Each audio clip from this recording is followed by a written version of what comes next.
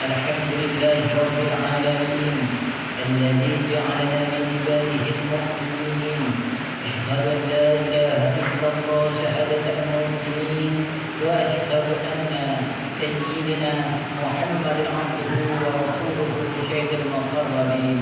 اللهم صل وسلم على سيدنا محمد أشرف المرسلين وعلى آله وصحبه والمحجرين.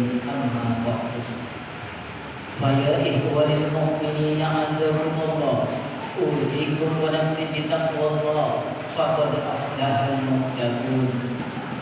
Hadirin sidang jemaat yang dirahmati oleh Allah, marilah kita selalu bertakwa kepada Allah dengan menjalankan segala perintah Allah dan menjauhi segala larangannya. Selanjutnya, patutlah kita bersyukur kepada Allah, mengucapkan segala puja dan puji kita haturkan kepada Allah yang Maha Suci dengan ucapan kalimat Alhamdulillahirabbil alamin.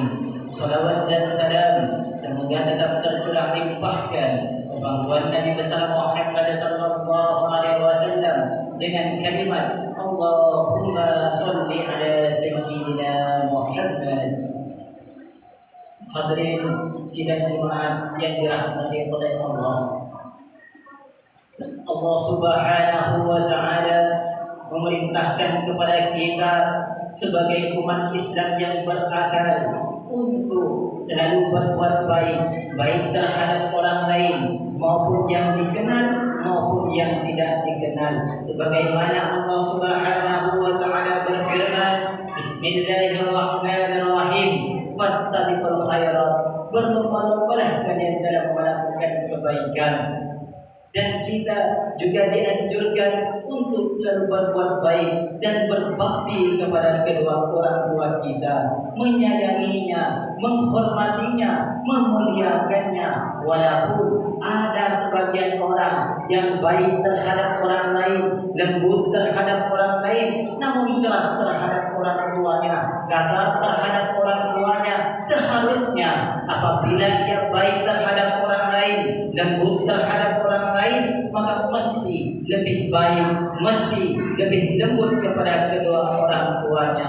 Sebab Rasulullah sallallahu alaihi wasallam bersabda, ridallahu bi ridal walidain, ridhonya Allah terletak pada ridhonya orang tua, murkanya Allah terletak pada murkanya orang tua. Maka dari itu jangan sampai sekali-kali kita membuat orang tua kita bersedih, apalagi sampai meneteskan air mata.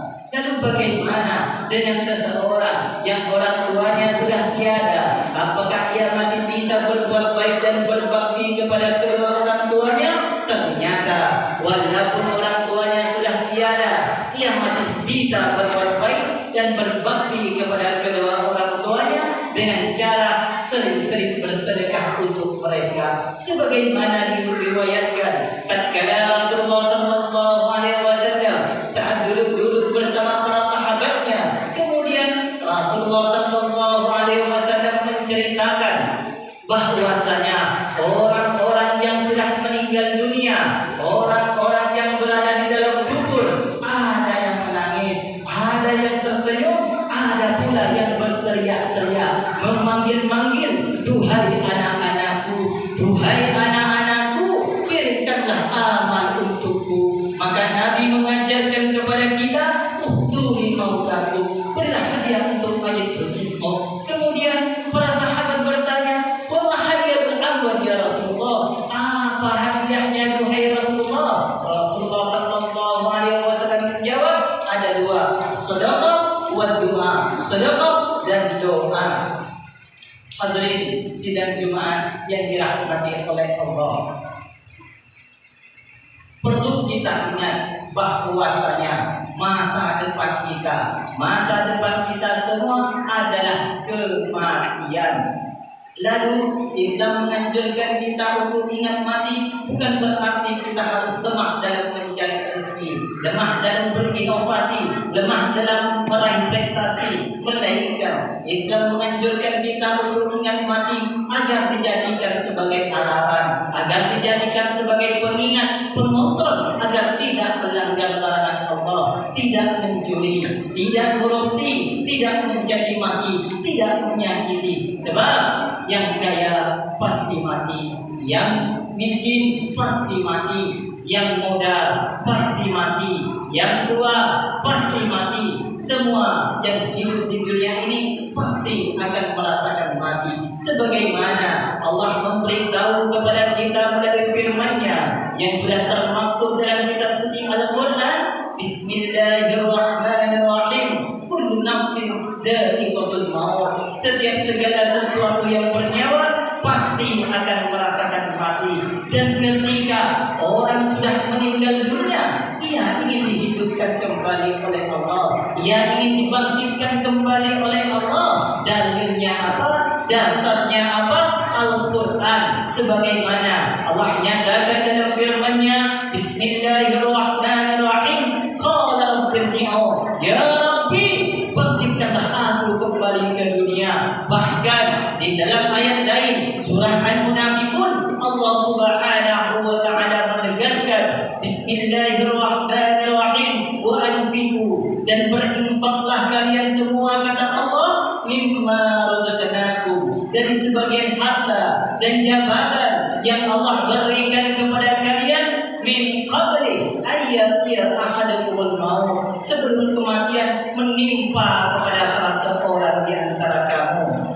Karena apabila kematian sudah menimpa kita, malaikat maut sudah mencabut nyawa kita, dan ketika kita hidup di dunia, pelit terhadap harta kita, pelit terhadap jabatan kita, pelit terhadap tenaga kita untuk digunakan di jalan Allah, maka ketika ia meninggal dunia, ia akan berkata, fayaqula rabbi laula akhartani ila ajalin qarib. Ya Allah, tundalah ajalku. Ya Allah, tundalah ajalku walaupun sebentar saja. Fasaddaqa, aku hanya ingin bersedekah ya Allah, aku hanya ingin berinfak ya Allah, wa aku minas sholihin, dan aku akan menjadi orang soleh, aku akan melakukan kebaikan ya Allah.